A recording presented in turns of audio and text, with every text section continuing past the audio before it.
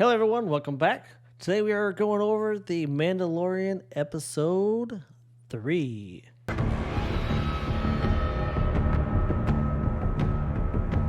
So this episode was a little different from what we're used to.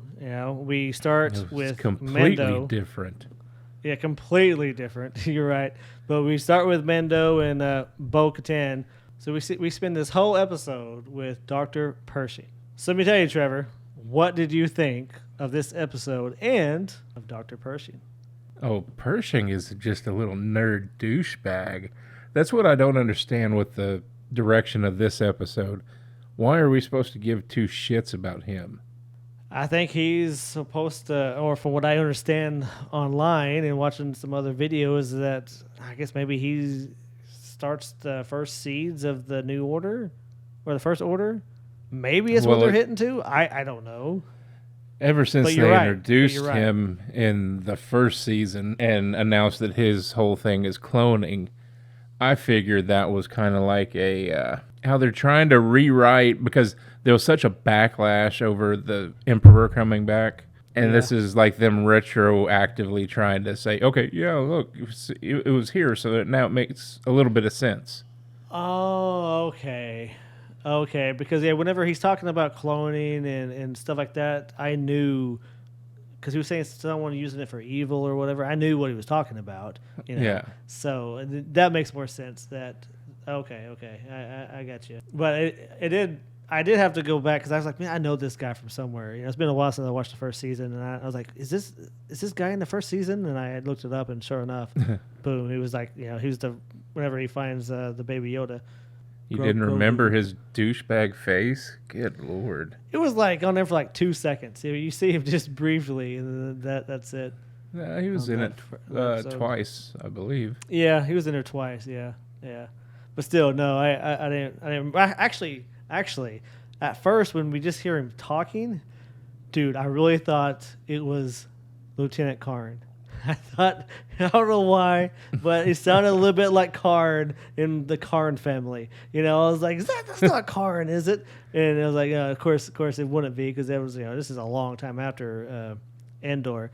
But I really did at first think it was Karn until I saw his face. But yeah, I thought this episode was very boring, and at first I'm thinking, did I click on something different? What the hell's going on here? I've watched first season and the second season, and there's not one episode that was like this. No, they fucked with the recipe, because every other episode, the main focus is either Mando or Grogu. Mm-hmm. Yep. And even if they deviate from the big overarching story and have their little subplots within an episode, yeah, they deviate from it, but it's always those characters. They never went to a complete side character for damn near a full episode.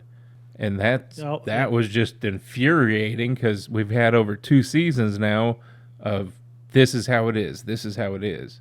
And then they just want to fuck it up for no reason. And it was horrible, in my opinion. I hated it.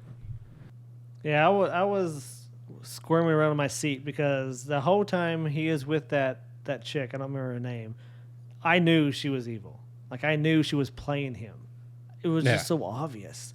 So obvious. Yeah, because they gave her the, 20 sinister stare moments? God. Oh, exactly. Every time you see her, she's just... Exactly. And the smile she had was just so fake. And whenever she brought up his research, or whenever he talked about it, she's like, yeah, you should definitely do that. That is something you should do. It's for the New Republic. It's for them. It's for the greater good. I'm just like, Jesus, how much thicker can she lay this on?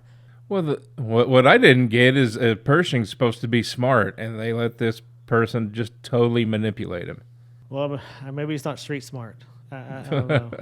So I mean, that is this story. We get the opening with Mando, and then we get the end with Mando, and that's really it. Another theory out there with Bo-Katan, where they think that the reason why she didn't talk about the ancient creature, is because she wants to be the one to lead.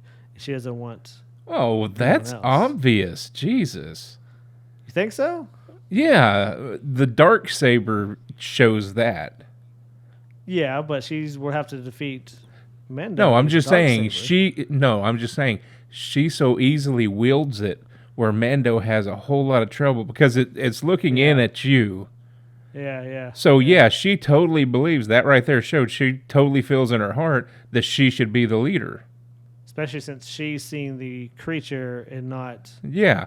So Yeah. she's going to hide that because she's kind of seeing that these people, because that sect didn't follow whoever wielded the dark saber. And so now her being reborn into that, her knowing that whoever rebirths the Mandalorian race or army or whatever is going to be the new ruler. So yeah, she's putting that little nugget away and stashing it for a day where she can go down there and bring this damn beast up and take over. I don't know. That's the way I saw it. But we did skip over. There's the one cool scene is whenever they're attacked by all the TIE fighters and they're fighting at the beginning. Yeah. You know, that was pretty awesome. But they did one thing in there I just could not believe they did it. What? They did whatever. I think it was Bo-Katan when she's going up in the sky. They almost did the whole Batman thing.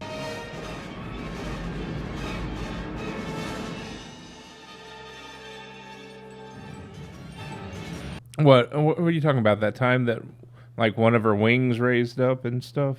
Well, whenever she's going straight up in the air and then she just like stops and then you just see the plane. It's almost shot from shot. I mean, it's not a close up because when the Batman movie, it was like a close up, but it was a very similar scene, very similar, and it really gave me Batman vibes. I don't know. Well, now looking back on the episode, that whole dogfight scene, it seems kind of forced. It doesn't flow because it's just it doesn't fit in this episode. Yeah, I just agree. jumps completely from that to this other story that I don't care about. I mean, it was the best part of the episode, but you're right. It doesn't fit in with the flow whatsoever. And that's the thing. This whole episode is just disjointed. I don't know. I hope they can pull it back in, rein it back in on the 4th episode because right now there's no doubt in my mind that Andor is a better series than Mandalorian right now. Or our poll got the other reaction. People are saying Mandalorian is better than Andor. No, so that's because it's a bit of the same old. There's a lot of member berries in Mandalorian where there's not as many. With Andor is trying to be its own thing and not adhere to all the other. But whenever we're on that boring part of the episode with Dr. Pershing, yeah. Did you see him getting caught at the end? Did you foresee that, or was that something that you did not foresee? No, I wasn't.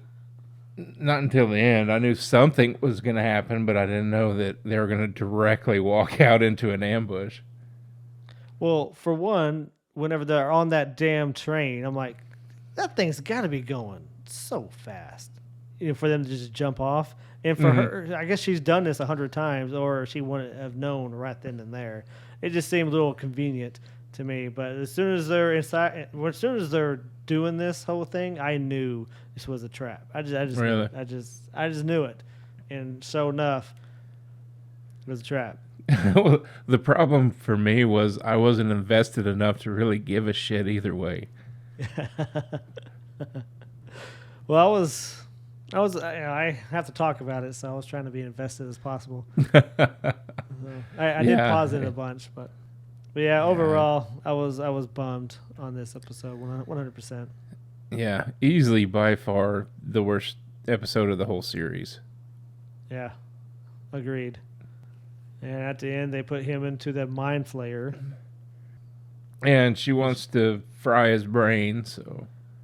Which I really think she wants to fry his brain. That way he kind of loses it. And cause I really think she is not for the New Republic, but for the Empire. We'll see. Or hopefully we don't see. But that's the thing, we'll is I don't understand how that's for what's going to be the the New Order or whatever, or the First Order, because Maybe they fry his brain. He's not going to remember a damn thing unless they Yeah. still have his notes on his research and have somebody else pushing it forward. I don't know, but what's the point of frying this dude's brain? He's not going to serve another purpose down the road. Yeah, you're that's a good point. Or it could just be the best plot twist in the history of plot twists. Shit.